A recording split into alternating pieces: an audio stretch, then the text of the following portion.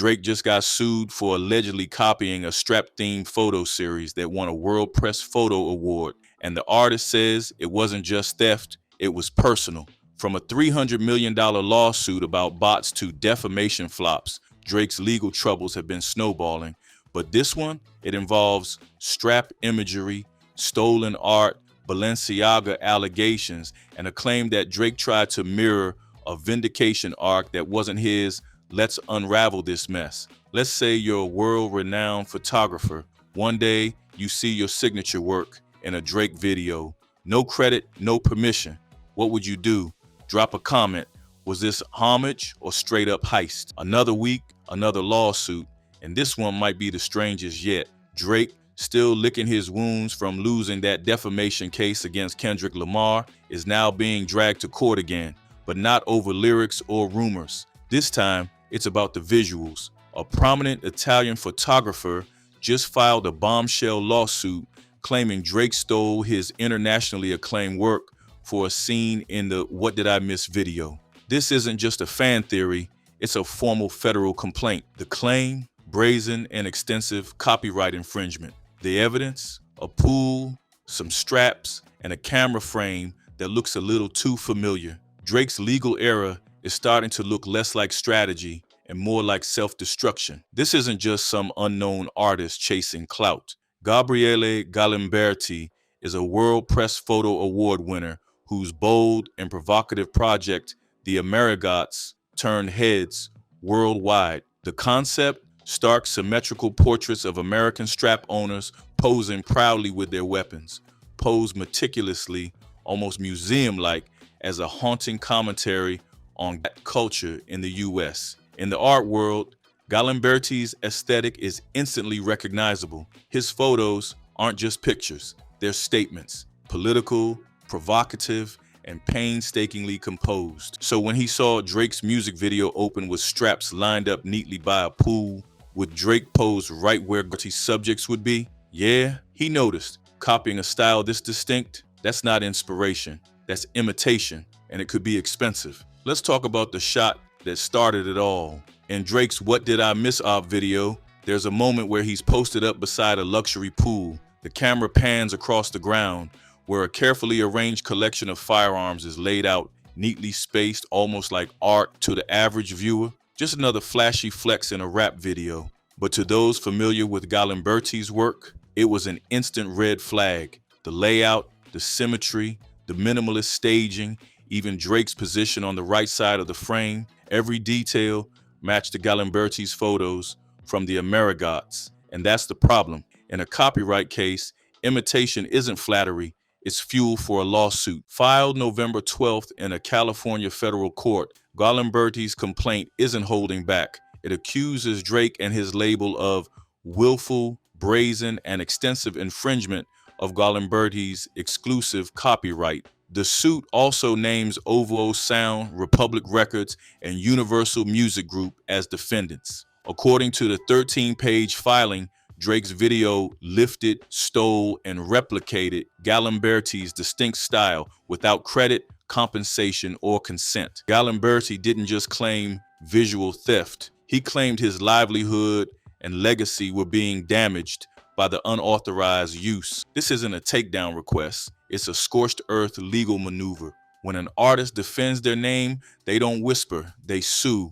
Here's where things shift from copyright dispute to why is this storyline so cursed? See, Galimberti isn't just known for the Amerigots. He was also the photographer whose work got dragged into the infamous Balenciaga scandal, an avalanche of conspiracy theories, misinformation, and moral panic that nearly destroyed his career. And the wild part, he was innocent, completely cleared, publicly vindicated after a brutal, deeply personal defamation fight. So when Drake used imagery nearly identical to Galimberti's, right smack in the middle of his own defamation battle with Kendrick Lamar, Galimberti's lawyers said it wasn't a coincidence. They argued Drake was borrowing Galimberti's redemption arc, trying to symbolically align himself with someone who survived a reputational firestorm and came out clean, but instead of inspiring, it backfired.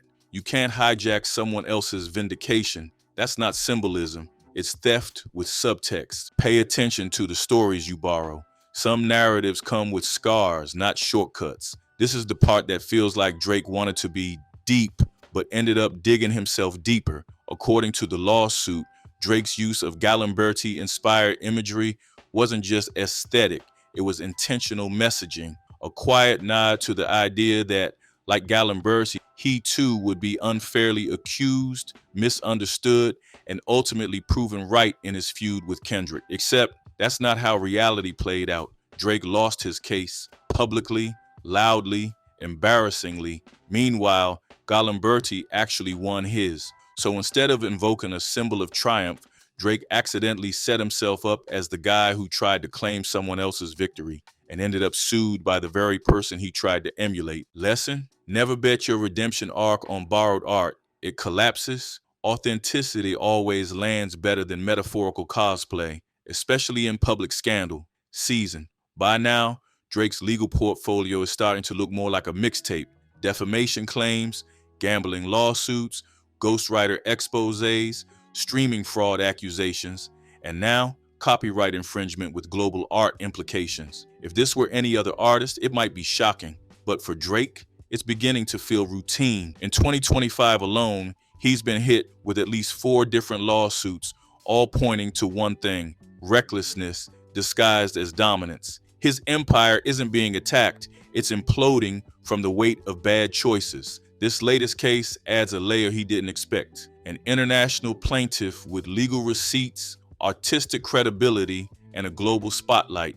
The more lawsuits you attract, the harder it is to play victim. Consistency isn't always credibility. Sometimes it's just consequence. Now let's talk fallout, because this lawsuit doesn't just hit Drake personally, it targets his whole machine. Named in the complaint are his label OVO Sound, the distributor Republic Records, and the industry behemoth Universal Music Group Translation. This isn't a diss track. This is a direct hit on the money pipeline. Every one of these companies now has legal exposure, which means expensive lawyers, PR crises, potential settlements, and brand risk. At some point, even the biggest labels start asking, is Drake worth the headache? Especially when the artist they're defending is dragging them into lawsuits over art theft, poolside strap layouts, and alleged PDF symbolism. Drake isn't just beefing with artists anymore. He's testing the patience of corporations. When your personal mess spills into your professional ecosystem, people stop protecting you.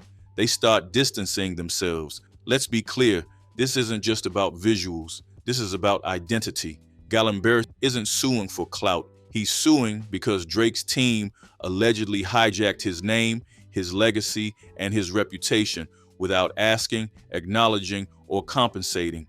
And it gets worse. Some fans assume Galimberti worked with Drake. That's damaging in itself. But in 2025, where Drake is neck deep in allegations, lawsuits, and public suspicion, being associated with him is now a brand liability. Imagine spending your career building a powerful message around straps, politics, and culture, only to see it repurposed for a rap beef video with zero context and a cloud of controversy. Drake didn't just borrow a visual, he borrowed a man's identity mid-lawsuit. Inspiration isn't always innocent. It becomes theft the moment you remove the author's name. Within hours of the lawsuit news breaking, the timeline was in flames. Art communities were furious. Music fans were divided. And Twitter did what it always does: serve chaos on a silver platter. One user posted side-by-side comparisons with the caption, "Drake got caught tracing homework." Another wrote, "At this point, does he make anything original?" But here's the catch. While casual fans might not recognize Galimberti, art critics and media watchdogs absolutely do. And they aren't treating this like a misunderstanding. They're treating it like plagiarism in broad daylight. In the age of receipts, silence looks like guilt. Fast. When your brand is global, your mistakes are magnified. The internet doesn't forget, and neither do lawyers. If you've made it this far, you already know this isn't just about one music video. It's about artistic integrity, public accountability, and the collapse of a carefully curated image. So if you're here for the full breakdown, don't just watch, join in, drop a comment, hit subscribe, and let's keep unpacking this mess. To understand why this lawsuit hit so hard, you got to understand what Galimberti already survived. During the peak of the Balenciaga scandal, his name and photos were splashed across headlines as conspiracy theories spiraled out of control. He wasn't the campaign director. He didn't choose the props, and yet he got dragged, death threats, cancellations, people assuming the worst. And even though he eventually sued for defamation and won, the damage lingered. The trauma stuck. So now, seeing his style repurposed for a Drake video without credit during a legal feud involving the exact same types of allegations he fought off, yeah, he's not letting that slide. This isn't just copyright infringement. It's re-traumatization with a check mark. When your art has scars, copying it isn't edgy, it's exploitative. Let's talk legal play-by-play. This case may hinge on the concept of substantial similarity, and in this situation, the visuals aren't just close, they're damningly exact. Framing, identical. Gun placements, identical. Even Drake's position in the frame mirrors Galimberti's original work. Experts in copyright law say when you reproduce the arrangement, perspective, and emotive tone of someone's piece, especially one that's award-winning in public, you're skating on very thin ice, And the worst part, there's no parody, no transformative use, no satire, just replication. That's the whole case in a nutshell. Art doesn't have to be copied pixel for pixel to get you sued. Style is substance. If your art direction needs a mood board, make sure it's not someone else's portfolio. Now, let's address the obvious out. Drake didn't direct the video. That's the go-to deflection. And sure, in legal terms, he might not have physically staged the poolside guns. But here's where that falls apart. Under copyright law, intent doesn't erase impacts. When your name is the brand, when the music, the visual, the rollout all serve to promote you, you're not just responsible, you're liable. Galimberti's team argues that whether Drake personally staged the shot or not is irrelevant. His company distributed it, his label promoted it, his image benefited from it. And judges, they don't care about who held the camera, they care about who cashed the check. Delegating the crime doesn't absolve the celebrity, it magnifies the recklessness. If your art is powerful enough to sell records, it's powerful enough to get you sued. What really undercuts Drake's defense is the pattern. This isn't some outlier. It's part of a long-running critique that Drake borrows, lifts, mimics, and mirrors without giving credit. He's been accused of stealing lyrics, cha-cha versus hotline bling, album aesthetics, nothing was the same echoing other photo art, Instagram captions, yes, even those, and now a photographic style so distinct it won global awards. One instance, maybe coincidence. 14 years of repetition, that's a habit, and fans are starting to notice, not just the haters, his own supporters. When your brand becomes synonymous with borrowed vibes, it stops feeling iconic, it starts feeling lazy. Real influence builds culture. Drake's just sampling it. If you're going to be the most streamed artist in the world, act like an original.